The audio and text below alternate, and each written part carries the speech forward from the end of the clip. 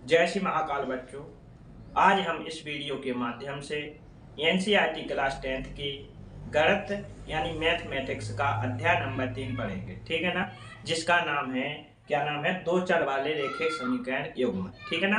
दो चर वाले रेखिक समीकरण युग्म, ठीक है। अच्छे से समझेंगे। पिछले पाठ में आपने बहुपद के बारे में पढ़ लिया, बहुपद कितने प्रकार के होते हैं इन सबका अध्ययन कर चुके हैं, ठीक है ना। इसमें अपन पढ़ेंगे क्या, दो चर वाले रेखिक समीकरणों का युग्म, ठीक है ना। चल देखते हैं। पहले सबसे पहले समझते हैं कि रेखिक समीकरण क्या कहलाते हैं। क्या बोलेंगे, रेखिक समीकरण क्या कहलाते हैं, देखते थोड़ी, ठीक है ना।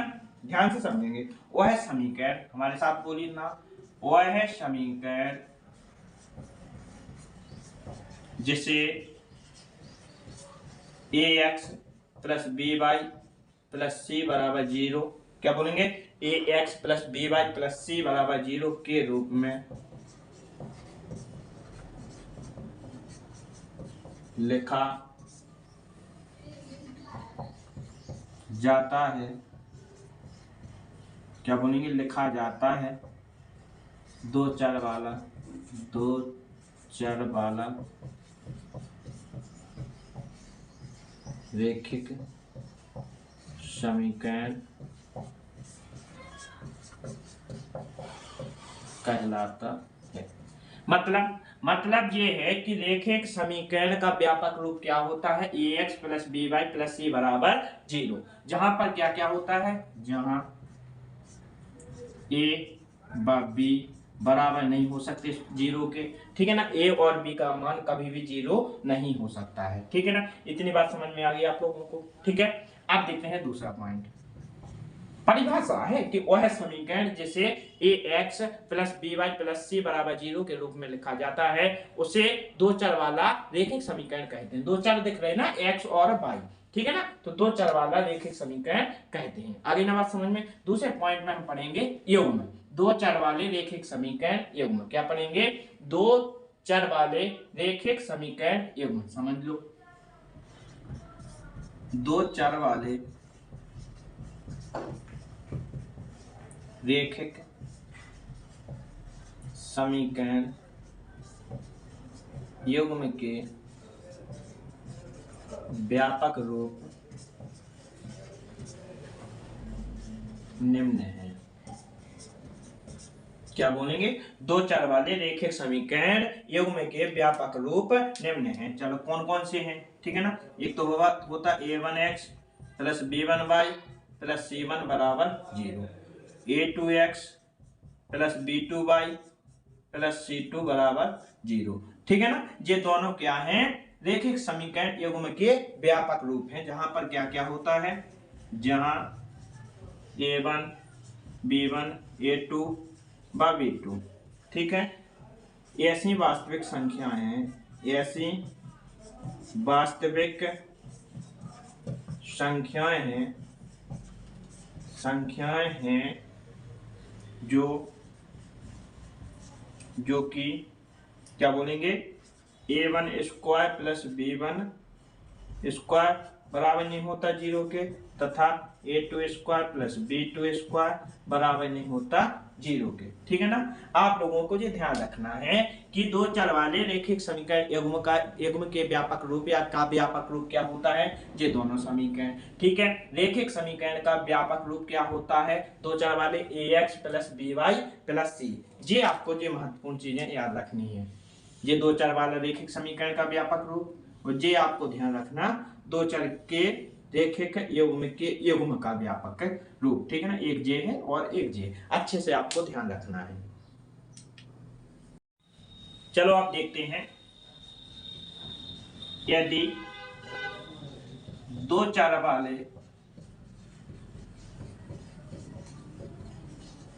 रेखिक समीकरण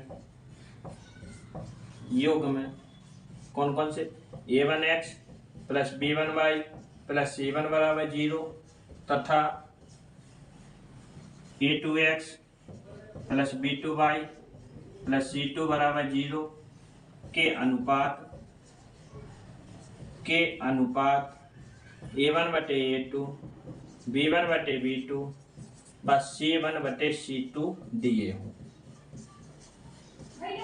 ठीक है ना।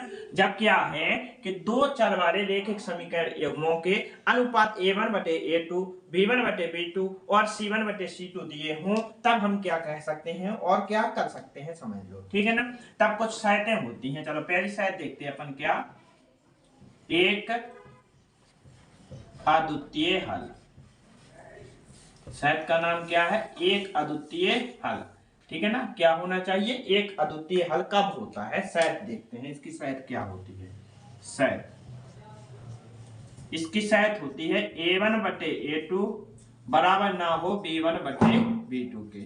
यदि ऐसा हो तब क्या क्या होता है, ध्यान से समझेंगे। ठीक है ना, कोई बात नहीं करेगा, बड़े ध्यान से समझेंगे। क्या शर्त ये है होती है, तब हल कैसे होते हैं, हल के बाद युग्म कैसे होते हैं, युग्म के बाद रेखाएं कैसी होती हैं, ये सब आपको बताएंगे हम।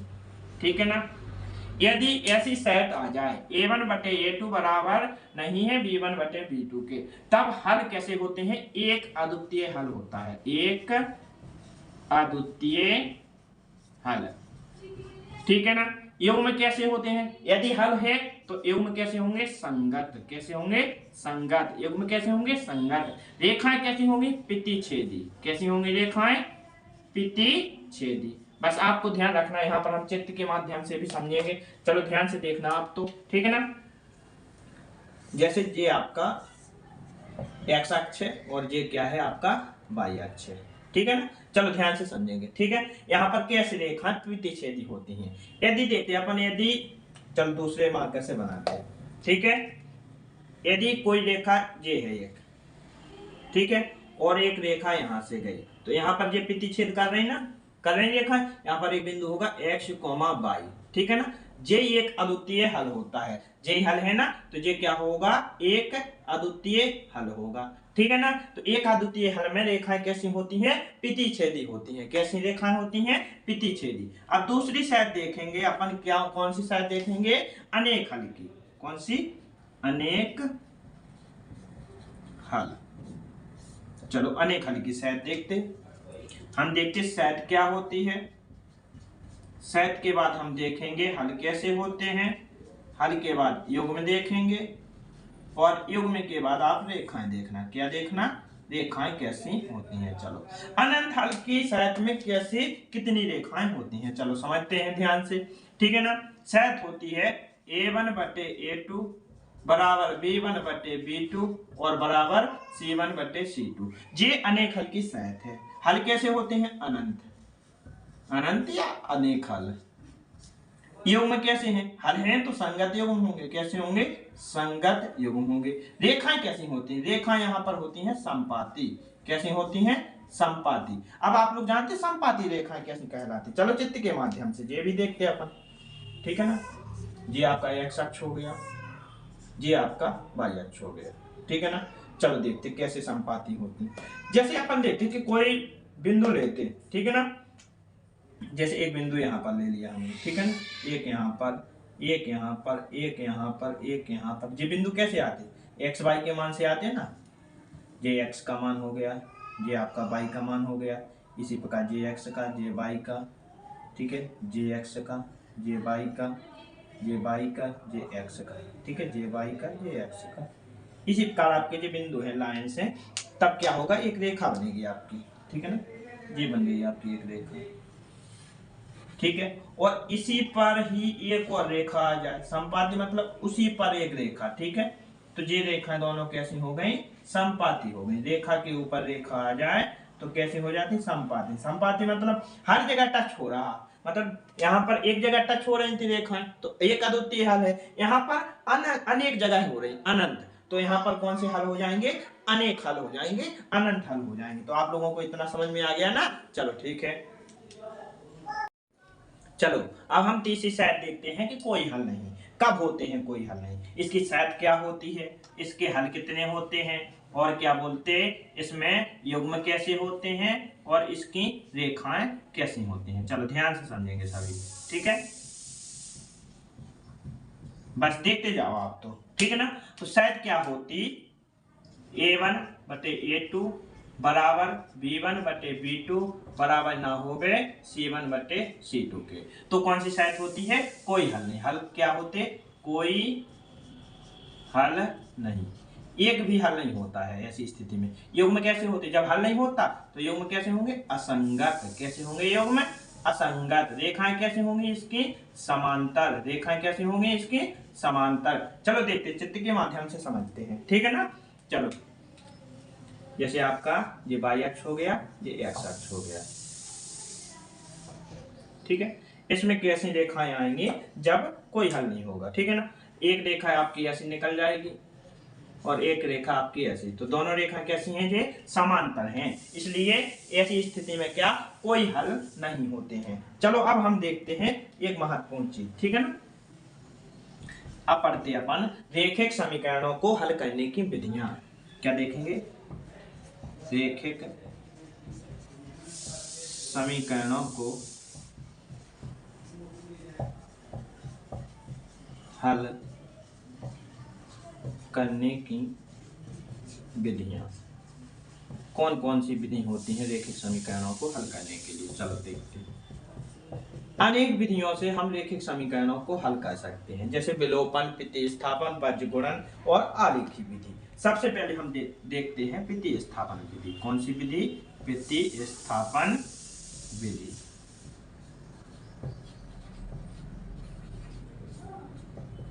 क्या होता है प्रतिस्थापन विधि में? प्रतिस्थापन जैसा कि आपको नाम से स्पष्ट है कि प्रतिस्थापन मतलब एक पद को दूसरे पद में स्थापित करना क्या कहलाता है? प्रतिस्थापन कहलाता है। तो इसकी परिभाषा अपन लिखेंगे, जब एक चर का मान दूसरे चर के पद में व्यक्त करके रेखिक समीकरण युग्म को हल किया जाता है तो उसे क्या कहते हैं? प्रतिस्थापन विधि कहते हैं। इसकी परिभाषा अपन लिखेंगे, जब किसी विधि में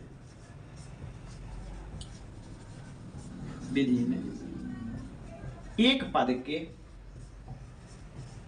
किसी चर का मान दूसरे पद में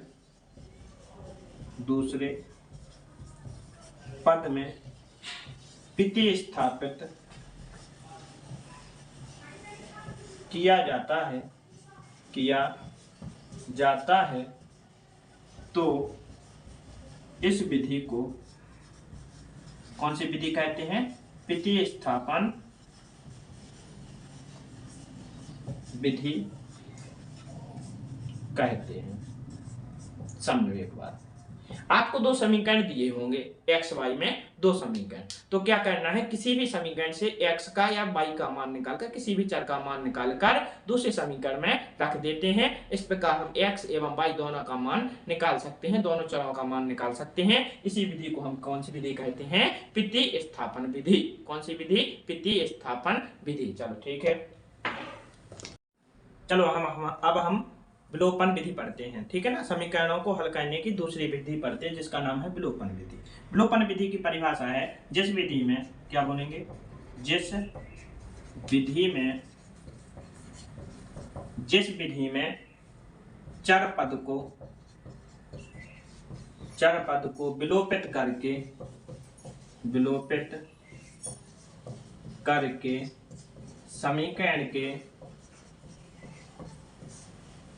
समीकरण के हल प्राप्त किए जाते हैं उस विधि को कौन सी विधि कहते हैं? विलोपन विधि कहते हैं।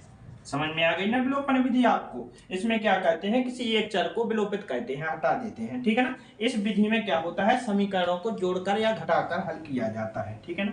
यहाँ पर लिखेंगे, इस विधि में समीकरणों को जोड़कर या घटाकर हल किया जाता है। कोई पूछ ले कि कौन सी विधि में समीकरणों को जोड़ा या घटाया जाता है, तो आप क्या बताओगे? कौन सी? विलोपन विधि। कौन सी विधि? विलोपन विधि। एक तीसरी विधि और देखते हैं अपन, आलेखी विधि। कौन सी विधि? आलेखी विधि। इसकी परिभाषा है, ध्यान से समझना आप, ठीक है ना। समीकरणों से प्राप्त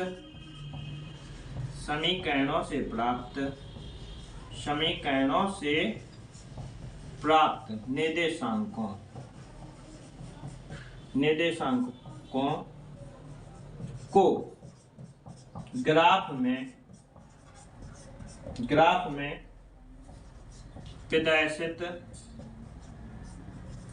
करने की विधि कौन सी विधि कहलाती है? आलेखी विधि कहलाती है। आगे ने बात समझ में? मतलब क्या होता है, समीकरणों से हम x एवं y के निर्देशांक प्राप्त करते हैं, फिर उन्हें ग्राफ में दर्शाते हैं, और इस विधि को क्या कहते हैं? आलेखी विधि कहते हैं। यदि कोई पूछ ले कि समीकरणों से प्राप्त निर्देशांकों को ग्राफ में प्रदर्शित करने की विधि कौन सी विधि कहलाती है, तो आप कौन सी विधि बताओगे? आलेखी विधि। कौन सी विधि? आलेखी या ग्राफीय विधि भी कहलाती है, ठीक है ना। समझ में आ गया?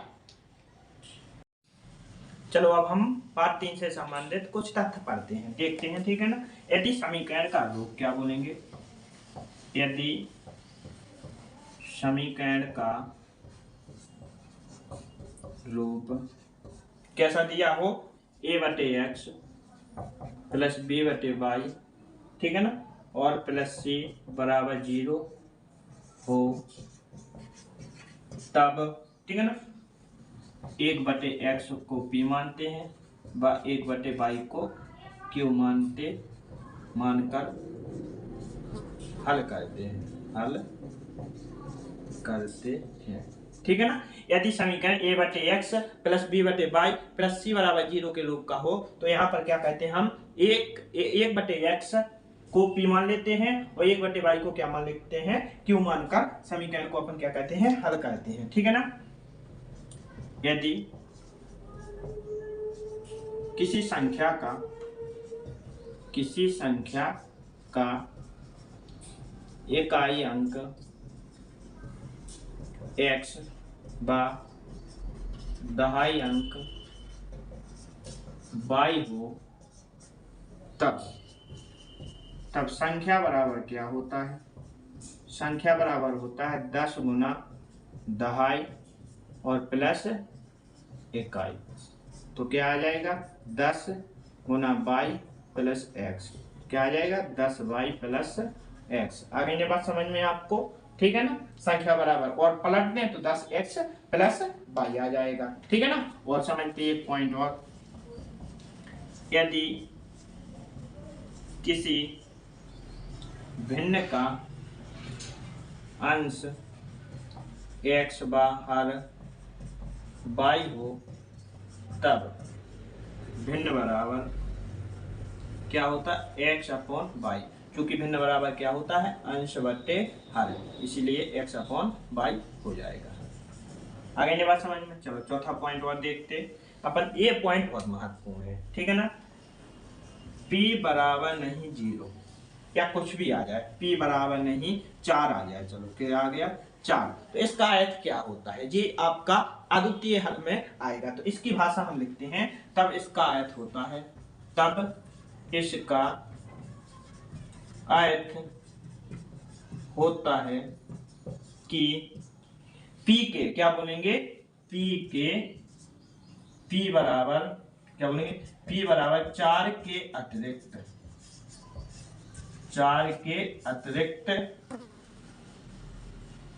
सभी मानों के लिए,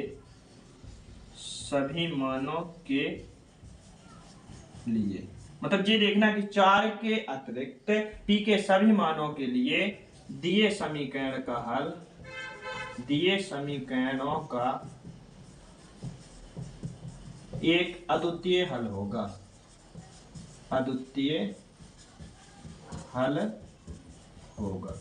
ठीक है ना। ये भाषा आपको याद रखनी है। तो आपको पूरा पार्ट 3 का पूरा इंट्रोडक्शन समझ में आ गया होगा, ठीक है ना, अच्छे से।